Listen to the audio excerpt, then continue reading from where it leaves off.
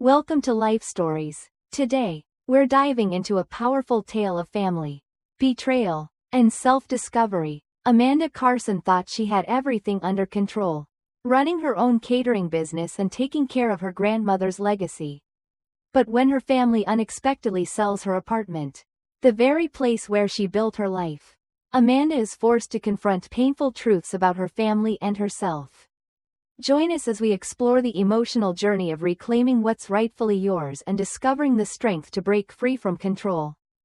Don't forget to subscribe to our channel to begin today's story. I never expected something like this to happen, not in my wildest dreams. I stood in my kitchen, the one place that had always been my refuge, the heart of my home. The warm, morning sunlight poured through the windows, casting soft, golden shadows across the hardwood floors that I had lovingly restored with my grandmother. It was the kitchen where I had hosted family dinners, where I started my catering business from scratch, and where I had cared for my grandmother in her final days. Now, it felt like a surreal dream, a place that no longer held the comfort and security it once did. My mother sat across from me, her perfectly manicured nails drumming against the kitchen counter, her face an unreadable mask. "You have 30 days to move out," she said, her voice smooth, almost rehearsed. "We sold your apartment to Emily." I couldn't believe what I was hearing. The words seemed to hang in the air, as if the world had momentarily paused. I felt my breath catch in my chest. "What?" I managed to say, my voice barely above a whisper. My brother, Brian, stood beside my mother, one arm protectively wrapped around Emily's shoulders. He looked at me with a mixture of indifference and something else, perhaps guilt. Or maybe even amusement. "Don't look so shocked, Amanda," he said. "You barely use the place anyway. You're always traveling for your catering events. Emily needs a proper home now that the baby's coming." The baby. That was the latest excuse. It had been the same excuse ever since Emily's pregnancy became the family's focal point. Suddenly, everything Brian did, every decision he made, was justified because of Emily and the new baby.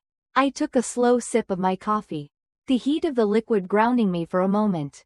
I let it settle in my stomach, trying to calm the anger that was bubbling up inside me. I could see the flicker of uncertainty in my mother's eyes as I stayed calm, as if she expected me to break down, to beg for mercy. But I wasn't about to give her the satisfaction. "You thought selling my apartment was the solution?" I asked, keeping my voice steady. I felt a deep, bitter ache in my chest, but I wouldn't let it show. This wasn't just about the apartment, it was about everything I had built, everything I had worked for. My mother leaned forward, her smile now taking on a predatory edge. "Well, it's not technically yours anymore," she said, pulling a folder of papers from her bag. "Your father and I kept our names on the deed when you moved in, remember? For tax purposes." She glanced up at me, her eyes narrowing. "We signed the papers yesterday. Emily and Brian get possession in 30 days. I could feel the blood rushing to my face. My heart pounded in my chest as I fought to keep my emotions in check. I thought about the last conversation I had with my grandmother just weeks before she passed away. She had been sitting at the very same kitchen table, her sharp eyes watching me carefully despite her failing health. "They'll try to take it from you," she had warned me. "Your mother never forgave me for not giving her the building when she married your father." The apartment, the building, had been in my grandmother's family for generations. She had grown up there, and when she married my grandfather, she had expected to inherit it all. But my grandmother had different plans. She had passed it on to me. "You know what I did with the money you gave me, don't you?" my grandmother had asked, her voice strong even as her body grew weaker. "I invested in your business. Built something real. Not like Brian with his failed startups. Or Emily with her Instagram lifestyle brand." She had reached into her bag and handed me an envelope. "Keep this safe. Don't tell anyone until you have to." I stood in the kitchen now, facing my family's betrayal, and I felt the weight of that envelope in the drawer of my desk upstairs. My grandmother had seen it all coming. I couldn't help but feel a mix of anger and sorrow. She had trusted me with this legacy, and now, my own family was trying to strip it away from me. I took a deep breath and stood up. Actually, I said, my voice steady, we should probably discuss something. I walked toward my office, aware of the impatient sighs behind me. My mother had never approved of me turning the second bedroom into a workspace. A proper lady needs a proper guest room, she had sniffed in the past. I returned with my own folder, worn at the edges but meticulously maintained. I laid it on the counter, my hands steady despite the storm brewing inside me. Before we talk about me moving out, you might want to see this, I said quietly. Emily looked uncomfortable, her hand resting on her barely visible baby bump. What is that? She asked, her voice hesitant. I placed the folder in front of her. The real deed, I said simply, and the proof of ownership for the building next door. My mother's face went pale as she read the documents, her fingers trembling. The papers clearly showed that both properties had been transferred to my name 3 years ago. Signed and notarized with my grandmother's distinct signature. The apartment had never belonged to my parents. My grandmother had kept their names on the rental agreement to maintain peace. But the property had passed directly to me. This can't be legal. My mother sputtered, her composed facade cracking. Oh, it's legal, I said, my tone calm. Mr. Patterson handled everything himself. The mention of my grandmother's longtime lawyer made my mother flinch. You might want to check the validity of your sale to Emily and Brian. It's hard to sell something you don't own. The silence in the room was thick, the tension almost suffocating. Brian grabbed the papers, his face turning an interesting shade of red. You knew about this the whole time? He asked, his voice low with disbelief. You let us go through with the sale?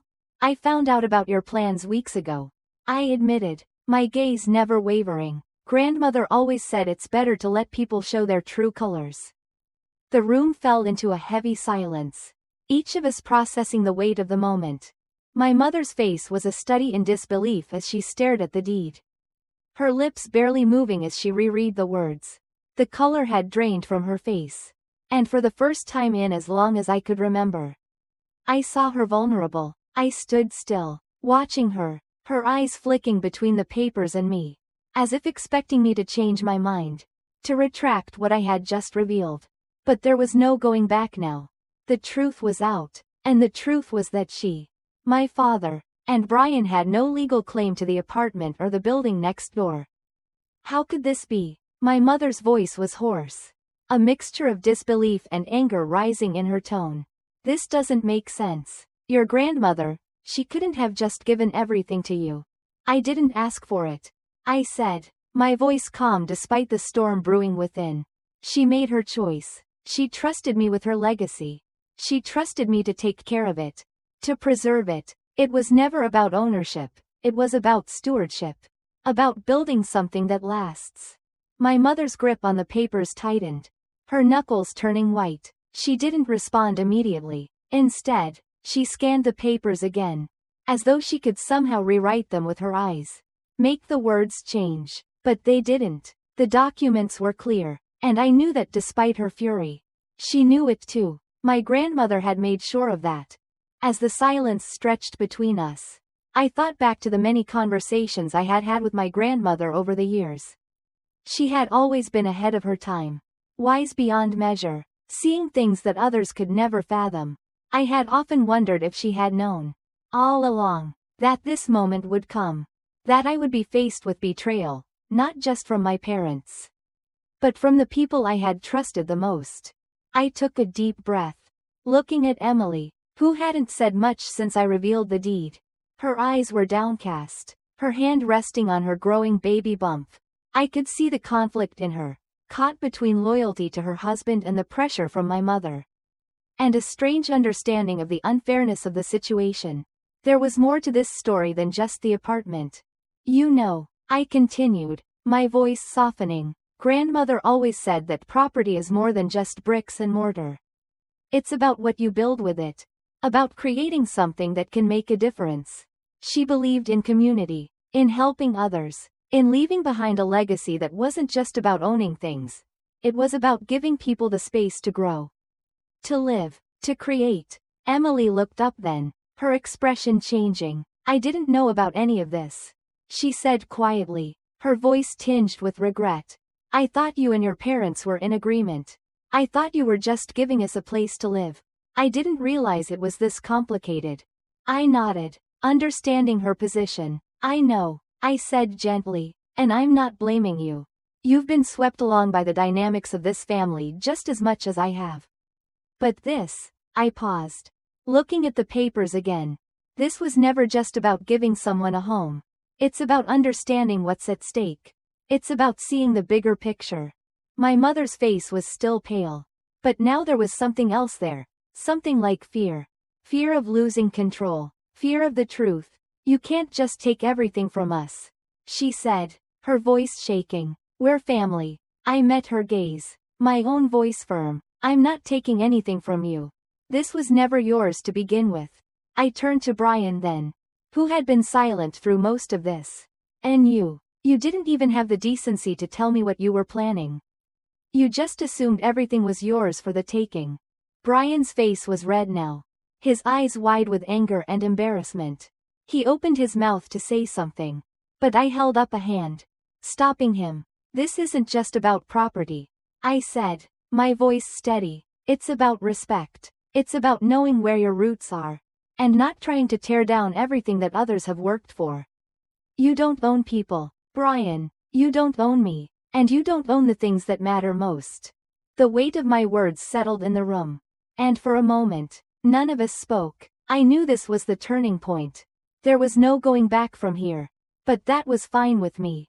For the first time in years, I wasn't afraid of standing up for myself. I glanced at Emily, who was still sitting there, her hands folded in her lap, her eyes full of questions. You know, I said, offering a small, tentative smile. I've got a place next door that you can rent. It's a little run down, but it's got potential. You could make it your own, if you wanted to. No family interference, just a business arrangement. Her eyes widened slightly, and she looked at me, as though seeing me for the first time. Are you serious? She asked, her voice hopeful. Of course, I said. I've got plans to renovate. But if you're interested, you can have input on how it's done. It's yours if you want it. No strings attached. My mother looked as if she had been slapped. You're really going to do this? She hissed, her voice low with fury. You're going to let her? Yes, I interrupted, my voice final. I am. I turned and walked out of the room, feeling the weight of the decision settle around me. It wasn't just about the apartment anymore. It was about something bigger, about breaking the patterns that had held us all captive for so long. And for the first time, I felt a sense of freedom. In the days that followed, I found myself caught between emotions I couldn't fully process. On the surface, there was relief, a sense of satisfaction that I had stood my ground. But there was also a profound sadness, a sorrow that came from realizing just how deeply my family had been driven by greed and control. They had expected me to fold, to bend to their wishes because that's how things had always been. But now, I had to confront the fact that I was alone in this. And the family I thought I knew had been forever altered. My phone buzzed constantly, with texts from my father, from Brian, and even from Emily. The messages varied, some angry, others guilt-ridden, but there was one common thread running through them all. They were trying to regain control. My father, especially, was furious. I had just finished a long day of prepping for an event when my phone rang. It was my father. I knew it wasn't going to be a pleasant conversation, but I answered anyway, steeling myself for what was coming. How could you do this, Amanda? His voice was cold, filled with disappointment. Your mother is beside herself. How could you embarrass the family like this? I laughed, a dry, humorless sound. Embarrass the family? I repeated, carefully decorating a cake. By owning property? By stopping you from illegally selling my home? Is that what you're calling embarrassing the family? Don't be difficult, he snapped. We were trying to help your brother. Family helps family. I bit back the retort that was rising in my throat. Funny, I said, as I placed a delicate flower on the cake. I don't remember any of you helping me when I was sleeping on a cot in my grandmother's room. caring for her while she was dying. I don't remember any of you helping me when I was building my business from scratch. The silence on the other end of the line spoke volumes. Finally, he sighed, a sound that seemed to carry years of regret. Your mother wants to speak with a lawyer, he said. She's looking into challenging the deed. This isn't over. I didn't respond immediately. I didn't need to. I knew that he, too, was starting to realize that this wasn't a fight he could win. The more they pushed, the more they would reveal their own true colors. When the call ended, I leaned back in my chair, my heart heavy. It was hard to believe how far we had come, how quickly everything had changed. But then again, maybe it wasn't so surprising. My family had always been like this, slowly carving away at what mattered in their pursuit of control. But I wasn't going to let them take this from me. The next surprise came when Emily called. She was different now, quieter, more uncertain. I could hear the hesitation in her voice when she asked if we could meet. We agreed to meet at my apartment. And she arrived a little after noon, standing awkwardly in the doorway as if she wasn't sure what to expect. Her hands were empty, but there was a look of sincerity in her eyes. Can we talk? She asked. Her voice small. I nodded and gestured for her to sit. Of course, I said, keeping my tone gentle. What's on your mind? Emily hesitated before speaking, her words coming out slowly.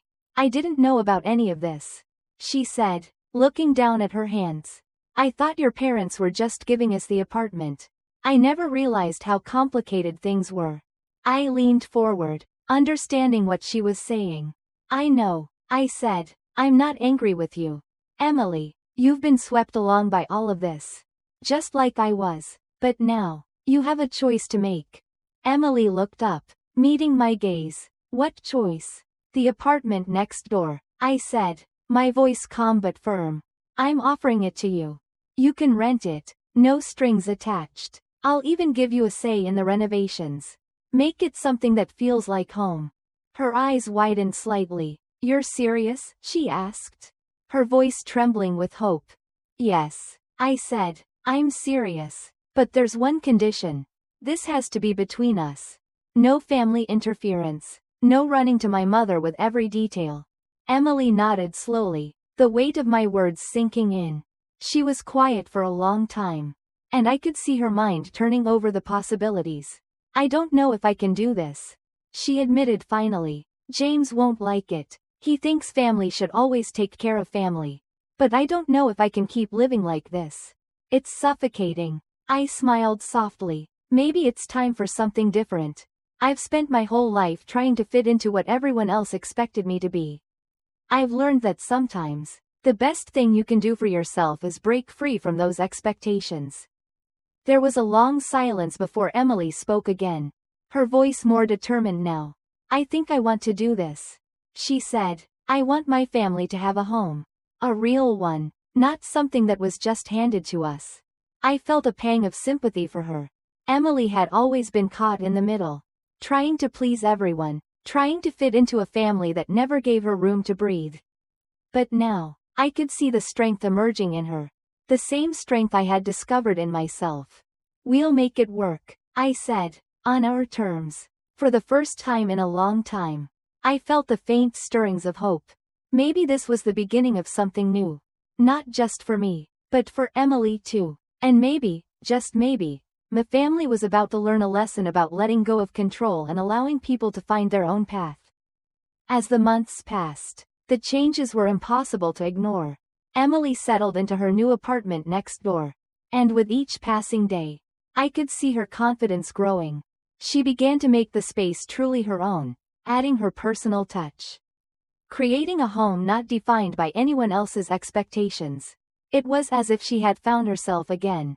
Not just as Brian's wife or the baby's mother, but as Emily, the woman I had always known had so much potential. As for my family, things slowly began to shift. My mother, after all the legal threats and tension, eventually backed down. She came to terms with the reality of the deed and started to reflect on her own actions. I could see it in her eyes, the recognition that she had been wrong. That she had tried to control everything, including me. It wasn't easy for her to admit, But over time, I noticed a softer approach. Even my father, though still reluctant, stopped his angry calls and began to accept that things couldn't go back to the way they were. The family gatherings were different now. No longer was there the undercurrent of expectation or manipulation. Emily and I began to forge a new kind of relationship. One built on honesty and mutual respect. Even Brian, who had been so caught up in his own world, seemed to change. He took responsibility for his past actions and started working harder. Less entitled and more aware of what truly mattered. In the end, I realized that the greatest inheritance my grandmother had left me wasn't just the property, it was the wisdom she had shared. It was about creating spaces where people could grow, where they could thrive, and where true family could be built. Not through control or expectation, but through love, respect, and the freedom to be who we really are. Thank you for following this journey. Please don't forget to subscribe to our channel to stay updated on new life stories. Until next time.